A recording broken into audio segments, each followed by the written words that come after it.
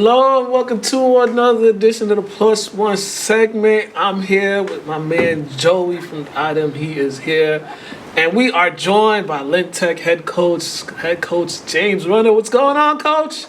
Hey, how we doing, you guys? Really good to see y'all. Hey, man, glad you could join us. Take some time out of a busy day. I know your team is prepping for Saugus this Saturday, but a 2-0 start so far. What's been the key to you guys' good start to the season? You know, I think that we had a really good football camp.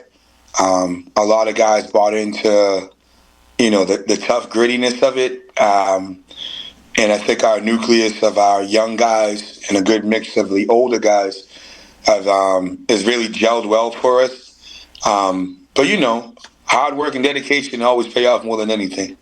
Yeah, it definitely. Also, health-wise, I know. Last year there were some guys that you lost early on in the season, but they're back fully healthy. I mean, Anthony Brown, one of the players I was looking forward to see this season, he's back fully healthy. Man, just how key is that for him? Because you have a plethora of playmakers now on the offensive side of the ball that you got, at your disposal. We're lucky to have these young guys that played a lot of Pop Warner football. Shout out to the Lynn Rams and also the Lynn Bulldogs. Those programs produce a lot of young men that make the high school programs a lot better. And we have a good nucleus of guys that played a lot of football prior to coming into Lynn Tech. And that experience that they've had has paid dividends for us, as far as our football season goes. And, we do a lot of the 7-on-7 stuff during the summertime, which is good for the kids, fundamentally, and also to gain some team unity. So that stuff pays off in the long run when you do it in the summertime. Coach, Saugus as a program has had its ups and downs throughout the last couple of years, but 2 years ago, they started out 3-0 before injuries kind of plagued that team. What are you expecting Saturday night, and what can Saugus do offensively, defensively to make it a good game? Well, a testament to Coach Cummings and what he does over in his program. This is our third year playing against him. We wanted to play upper division teams because, it helps get us ready for our conference play, and also it supports what we do in the playoffs as far as the MIA power rankings go. I've seen Saugus a couple times, and they've had some tough teams every year.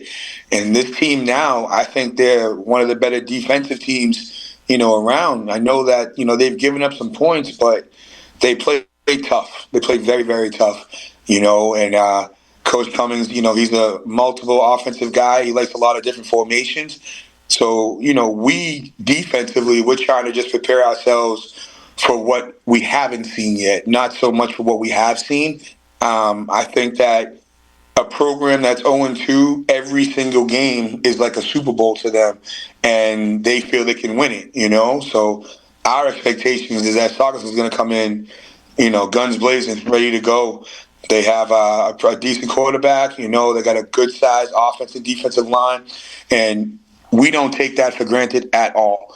We're going to prepare for these guys like they're the best football team that we've ever seen, and we're going to give them that respect because you can never, downplay your opponent. But I think that offensively and defensively, what Saugus has done this year has shown how much his program has grown. He lost a lot of seniors from that group last year, but the young guys who stepped up have been playing really good football. And like I said, they played Cambridge really tough, and they had a tough game against Wilmington, but they made Wilmington earn every single yard that they got. Yeah, just another quick question for me. When we talked, it was around the beginning of training camp, and I asked you who are some players kind of poised to perform. It took you about 1 second to say Colin McCoe. How happy are you for his success so far in just 2 or 3 weeks here? I'm a really big players coach, just because of the nurturing I got from Dave Dempsey as a young player in high school at Classical. And it's important to pay attention to what your players can do and what your players cannot do. Colin is a hurdler. He runs the 50, he runs the 100-meter dash, and he also is involved in a lot of different things at our school. So his athletic ability was already known. We were already aware of that. It's the part that you can't put on a statistic. It's his heart. It's his desire. He has good family. His oldest sister was my MVP in track when she was a student at Lynn Tech. So I'm familiar with how that family works. And Colin's, aspects during the summertime, he made it really clear, Coach, I want to be the best football player for this team. I want to work hard. I want to give my time. And you got to remember, all of our Lynn Tech students, the older ones, the seniors, are involved in co-op.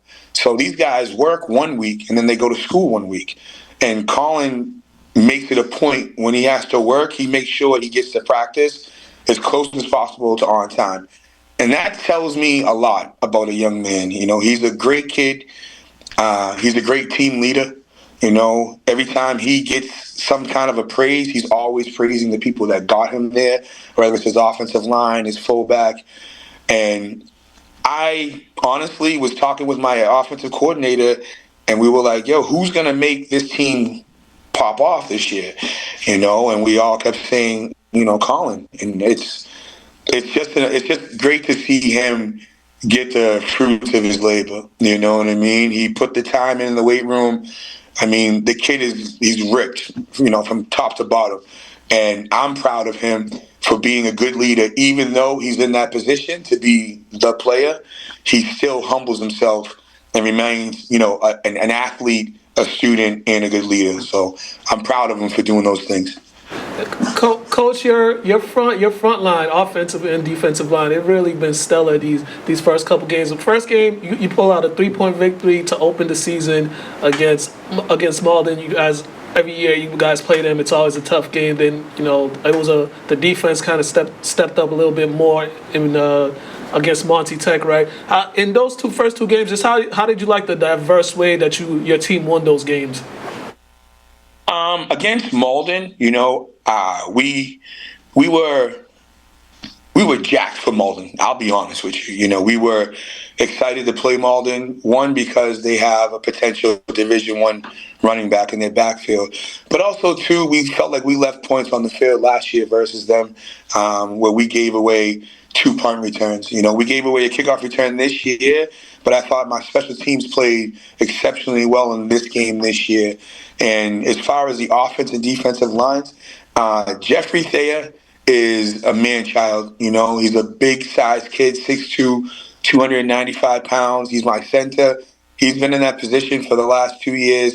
He takes a lot of pride in that. And, my nose guard, Gio, is 6'4".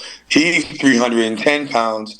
Those 2 guys are both captains of the team, but they want and demand the best out of their lines, defensively and offensively. And I think it's important that linemen get the respect and the shout-outs that they deserve, because they're not scoring the touchdowns. They're not running for 100 and 200 yards a game. So they don't usually get the props that they deserve. We're lucky to have a good offensive line that's cohesive and working together. And it's got a couple of seniors on that line that are dogs, and I think defensively, both offensive and defensive lines have good character guys that are playing on it, that want to work hard and make the opportunity for their players behind them to make plays. And we've been lucky to do that this year. In particular, defensively, we had, I think, 8 sacks against Malden, which was huge for us. And when that quarterback dropped back, we were getting guys in the backfield, which was big. And against Monty, it was different. We didn't have as many sacks, but we had a lot of TFLs. And like Yerrick Motivan, he's a defensive tackle and guard. He had an exceptional game versus Monty. I think it's important even to represent Nick Chenley, who's my offensive guard and linebacker. He stepped in at guard, and we lost the guard against Malden. So he stepped right into the position, and he played unbelievable. He did a great job of opening up holes for our backs. And I'm a D-line guy, man. Like, I played D-line in college. I coached defensive line when I coached in college. Whenever we have these camps here, I run the lineman groups.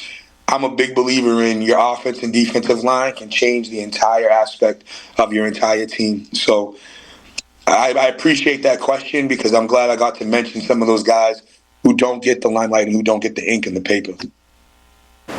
Last question for me. Kind of a fun one, but I am curious. Do you like all of the Saturday night games? And are they different in any way? You know, I've been coaching for a long time, fellas. And, you know, Friday night games in Lynn are big. You know, you want the community to come out. You want everybody to show up. However, when you got 5 high schools in one city, it's tough. You know what I mean? So, in a way, I like the Saturday night games because it separates the high schools. You know what I mean? You know, some high schools will play on a Friday, some high schools will play on a Saturday. For our community and for our student body, I like the Saturday games because at least we get a chance to get the parents out there, the band out there, to get people from the community who don't get a chance to see games, come out and see it. However, from a coaching aspect, it's tough because you break down film, you know, and you play a game on Saturday night. The next day, you don't have a chance to, you know, relax or enjoy it. You just got to get right into the next game, the game plan, and break down. So that's the only problem I have with playing on Saturday nights is that the turnover is instant. You know, there's no really time to relish on the work that you put in on the game that you played on Saturday night. Definitely. Hey, Coach, thank you for taking some time out your day to chat with us. I know you got to get ready for practice and get you guys prepped for Friday, but we appreciate you taking a few minutes of your time to chat with us about the upcoming game. And good luck this Saturday against Saugus. 7 p.m. is kickoff time. Lynn Tech taking on Saugus at Manning Field. If you got nothing to do, go down to Manning Field and go support the Tigers, ladies and gentlemen. Coach Runner, ladies and gentlemen. Thank you very much. And shout out to Joey and Mukala for what they do for the city of Lynn. Appreciate you guys. Oh, that was Coach Runner, folks.